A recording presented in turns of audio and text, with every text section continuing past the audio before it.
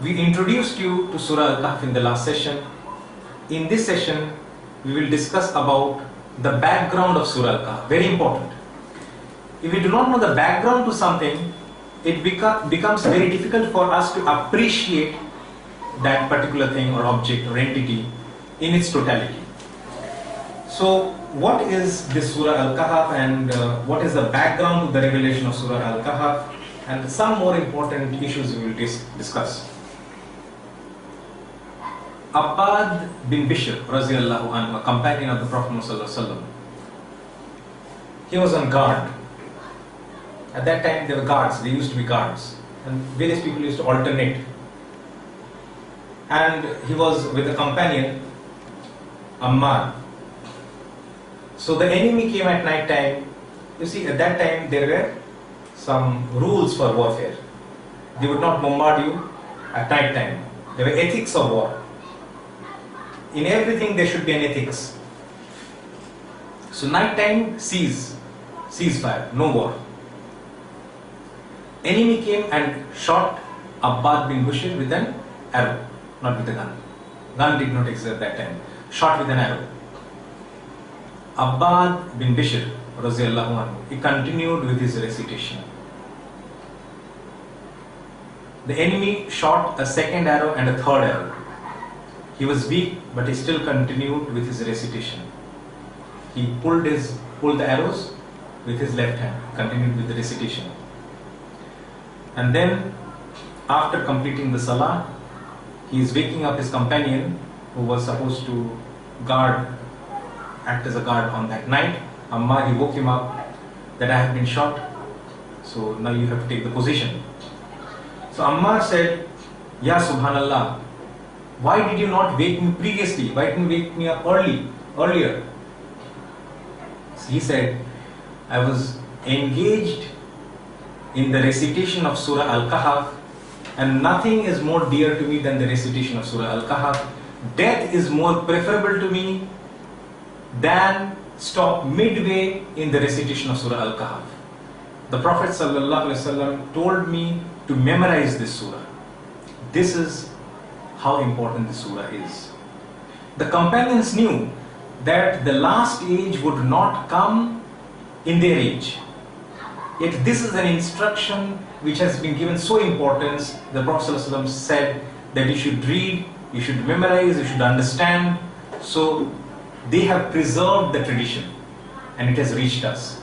So in the last stage, if we follow in their path, then we will be able to take benefit out of this surah. Otherwise, just reading randomly, reading the entire surah in Arabic without understanding the Arabic, obviously, I'm not talking about those who know Arabic as language, has no benefit. Even if the Prophet ﷺ advised one companion to read and memorize Surah Al-Kahf, that becomes the sunnah. It may not become obligatory first, but it still becomes a sunnah, right or wrong. Right. Next, in Surah Al-Kahf, we find some stories mentioned. As I said, the stories mentioned in the Quran are not really stories, they are valid history. So there are about 4 to 5 events or stories mentioned in this surah, and we will deal with each story separately. So the background is something like this, that the people of Arabia, the pagans of Arabia, the mushriks of Arabia, mushriks of Makkah, when they heard that Prophet Muhammad ﷺ is claiming to be a prophet, they thought to themselves that we have been without a prophet for a long time now. When was the last prophet with them? Jesus. With the Arabs. Ibrahim a.s. and Ismail a.s. Since then, they were without a prophet. But the Bani Israel, the Jews, there was a continuous succession of prophets with them through the second son Ishaq a.s. and his son Yaqub a.s. renamed, or one of the other names is Israel a.s. So we have the 12 tribes from the 12 sons of Yaqub a.s. So there was a succession of prophets in that chain. So they thought that these people, the rabbis, the Jewish teachers, they are aware of prophethood, prophets. So maybe they will be able to tell us whether this claim is true or false, whether Muhammad Sallallahu Alaihi Wasallam is a true prophet or a false prophet. So they sent a delegation, the Quraysh, the pagans, the mushriks of Makkah, they sent a delegation to meet with the Jews of Yathrib. So where are the Jews? In Yathrib. Yathrib is the old name of Medina. And they met them, and the Jews told them, ask him about 3 questions. So the background is clear. Now they wanted to test whether the claim of Prophet ﷺ, whether he is a true prophet or not, is valid or invalid. The claim is valid or invalid, true or false. So the Jews sent them back and told them, ask him, Muhammad ﷺ, 3 questions. And if he is able to answer these 3 questions, then know that he is a true prophet. If he is not able to answer the 3 questions, then you should know that he is false. He is an impostor, he is a fraud, and so you deal with him whatever way you will. That means you will realize, and then whatever you want to do, you do with him. Each of the questions was so profound in itself that each of the questions was enough to validate the claim. I mean, none but a prophet can possibly answer those 3 questions, and each of the questions by itself is sufficient. Sometimes we do double check, right? To be doubly sure. Here it is Triple check. triple check. So new terms you have to introduce. The Jews, their mind works at a very high rate in evil ways. So they wanted to be triply sure, absolute certainty. And the delegation was sent back. And the pagans came and asked the Prophet ﷺ, tell us about these 3 questions. Please give us the answers to these 3 questions. Unfortunately, and it was a slip of mind, that Prophet ﷺ said, okay, tomorrow you come back, and when you come back I will give you the answers, and he forgot to say inshallah. And it so happened, and why did he forget? A number of reasons. For the past few days, every night Jibreel alayhi salam would come to him and reveal certain verses. For the past few days this was the practice. So he thought that this night again when Jibreel alayhi salam will come, he will ask the questions and will get the answers. So that these things have to be kept in the mind. And also, another reason is that Allah deliberately made him forget as an example. So that there will come a time in the last stage. Okay, Surah Al-Kahf is related to the last stage, remember? Because Dajjal will emerge in the last stage, remember? So Allah is pointing to a situation which will be prevalent in the last stage, that people will forget to say inshallah. A pointer to the last stage. And today we have made a big joke of inshallah, haven't we? Today, when someone says inshallah, I'm not saying about all persons, but most of the people, when they say inshallah, you can be very sure that he is not going to turn up. When he will say inshallah I'll do that, you can be very sure that he will not do it. It is a shirk. Why do I say that? Because Allah wants, but you don't want, so you're worshipping your own nafs, your own will. You know that you're not going to come. The other person has invited you, you know that you will not come, yet you say inshallah. When we say inshallah, the implication is that we have to make every effort to do that. And usually we will do that with the help of Allah.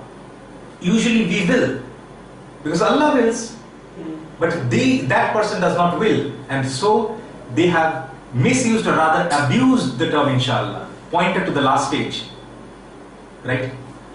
So Prophet ﷺ, he was made to forget, and he forgot. And what happened? Imagine the situation in Makkah at that time. It was a cause of serious embarrassment to the handful of Muslims. Come back tomorrow, we will give you the answer. No answer tomorrow, no answer the next day, no answer the next day, no answer for 14 days. And it is a time of rejoice for the non-Muslims, the mushriks, the pagans. So the greater the person, the greater the test for that person, right? True. There are other instances. For example, they told, let us not go into these too much because it is consuming a lot of time. But just one example I like to give, that they told, show us some miracles. So Prophet ﷺ thought for a while, maybe if Allah showed through me a miracle, then they would have been convinced. So he prayed to Allah. Allah's reply was very severe and strict. O Prophet, if you can do that, go ahead and perform miracles yourself. We will not show any miracles. Because miracles were shown to the previous prophets and the ummas of the previous prophets, they did not believe. Miracles is not the criteria to believe. The truth itself should be a criteria to accept or reject. I mean, it should be good enough for people to accept the truth. And the Quran is the truth, just as the previous scriptures were the truth in those times. Miracle is never the test. Even then, later on, Allah subhanahu wa ta'ala made, with the Prophet ﷺ showed a miracle with the help of Allah and the splitting of the moon. There is a book authored by me, The Splitting of the Moon, and it gives not only the historical analysis it also gives you the scientific analysis. I mean, it's not just dealt from the Quran or the Hadith. It is a comprehensive analysis which includes historical data, scientific data, etc. It's a very useful book which can be given to non-Muslims and it's of benefit to them, and it's also beneficial for Muslims as well. Okay, so much so for that topic. So after 14 days, now the questions are revealed. So 3 questions were asked. For this session, this is a background session, it is enough if we memorize or if we remember the 3 questions. What are the 3 questions? Let us try to recollect. Ask him about the traveler, the great traveler who traveled to the 2 ends of the world, the east and the west. Question number 1. Ask him about some young men in the cave, for they have a marvelous story associated with them. Ask him about the young men of the cave, for they have a marvelous story associated with them. And ask him about the Ruh, the spirit. 3 questions. Surah Kahf gave the reply to 2 of the questions. People of the cave, the Ashab Kahf, as well as the second question, asked him about the great traveler who traveled to the 2 ends of the world. The reply to the 3rd question is given in Surah Isra, or Surah Bani Israel, chapter number 17. Surah Kahf, chapter number 18. The 3rd reply is given in Surah Isra. Many of the surahs in the Quran are in pairs. Isra and Kahf constitute one such pair. So for a more comprehensive analysis and understanding of Surah Al-Kahf, we will need to study Surah Bani Israel, the Surah Isra, chapter number 17 as well, for a more comprehensive understanding and analysis. Okay, so these 2 surahs combined will give us the answer. So basically the background of Surah Kahf, if you read the Asbab al-Nuzul, etc., it is mentioned that it is a reply to the questions asked by the pagans of Makkah on the advice of the Jews of Yasrib, Medina. And because it contains 2 of the replies, that is being identified, and the 3rd is in Surah Isra, which is also related to Surah Kahf because it is a pair.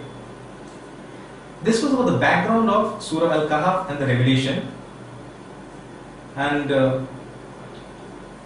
now what we will do is, we will look at each of the answers as well as the stories of Surah Al-Kahf, and then we will relate into a system of meaning. So let us do that inshallah, but we will do that, we will pick this subject up after a short break inshallah. Wa akhiru da'wana alhamdulillahi rabbil alamin.